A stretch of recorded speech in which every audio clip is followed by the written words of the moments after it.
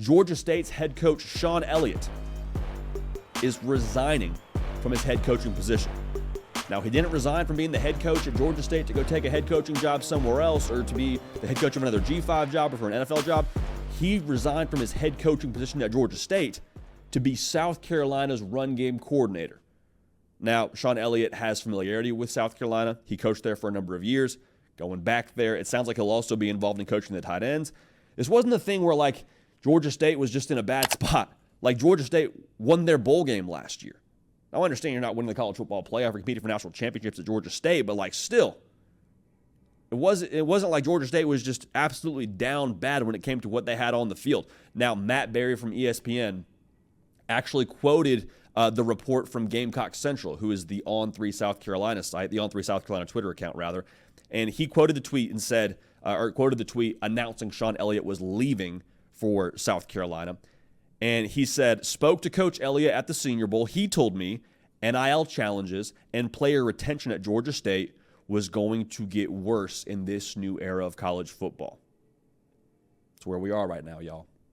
It's where we are right now. And it feels like this is not the last time we're going to see a G5 head coach pivot to take a job at a lower level, at a higher level school. Just what Shawn Elliott did, taking a run game coordinator job at an SEC school when he could have been the head coach at a G5 school. Now, to be honest, it's hard to blame anybody in the situation. Because think about it this way, college football in so many ways is about building, right? It's about building, especially on the roster side of things. You acquire, traditionally, right, 2 or 3 recruiting classes, you get your right talent in there, and then once those guys all kind of mature and get developed, then you start having real success on the field. Once you have your standard and culture in place, you build for a number of years to have success. Well, at the G5 level, with the age of the transfer portal and NIL, if you have a good season and you have aspirations to go play in the league, pretty good chance that somebody else at a Power 5 institution or Power 4, whatever, Power Conference institution saw your games, maybe played against y'all, and said, hey, maybe you could come play for us. Maybe come play for us and make a little bit more money doing it too. And at that point, you're like, if you're one of those kids that has that opportunity, how are you blaming them for that? They want to go play at the highest level. They want to go play in the NFL. They want to get more exposure. And then in the immediate part of things, you can make some more money doing so. It's not right, but who are you blaming? Are you blaming the kid? Are you blaming the coaches? Are you blaming the system? I would rather blame the system when it comes to that whole thing. Because at the end of the day, like, what's a kid supposed to do in that situation? Has a chance to make a life-changing decision for his future and set himself up for professional success at the next level in the NFL. Give himself a better chance to do that. Hard to blame him. Hard to blame him. Now, going back to this conversation, I don't think this is the last time you see this from a G5 coach taking a position job because going back to the whole building thing, it's tough now to build at the G5 level. From what I just said, it's tough to hang on to your top talent on a year in and year out basis. Every single year, you're trying to reset your roster because of who you lost through the portal to a bigger institution.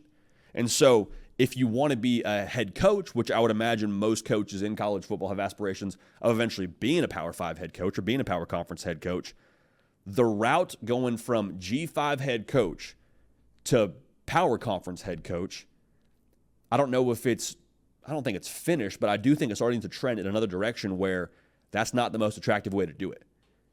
Would I rather be a G5 head coach, have my roster poached every offseason, struggle to compete with NIL to keep those guys, and have a difficult time having sustained success over the next couple of years to get to that next job? Or would I rather go be a position coach at an SEC, ACC, Big 10, Big 12 school, not have to worry so much about NIL, not have to worry about the headache that is roster retention, not have to worry about not having NIL funds to retain our guys, and just coach ball? And then once I do well enough coaching ball, then I can graduate to being a head coach at a power institution, and then I'll worry about NIL, and then I'll worry about how to manage my roster and things of that nature. It's a wild time in college football. And again, I don't think the G5 to power coach or power conference head coach route is just totally done with, but I do think we're starting to see a bit of a change in how modern college football head coaches are able to take their next job. And I talked to a coach today that told me, if you want to compete at the G5 level, you have to at least be in that top third of your conference when it comes to NIL to retain your players. And even then, at that point, have to believe it doesn't lock in your success rate with keeping guys on your roster. So Shawn Elliott, again, resigning from the head coaching position at Georgia State, going to take the run coordinator job at South Carolina, a place he's familiar with, but it feels a lot like this is a sign of the times when it comes to where we are in modern college football. Hey y'all, thanks so much for watching. Subscribe to the channel here to make sure you don't miss an episode of The Hard Count. Also be sure to check out other videos on the On3 YouTube channel.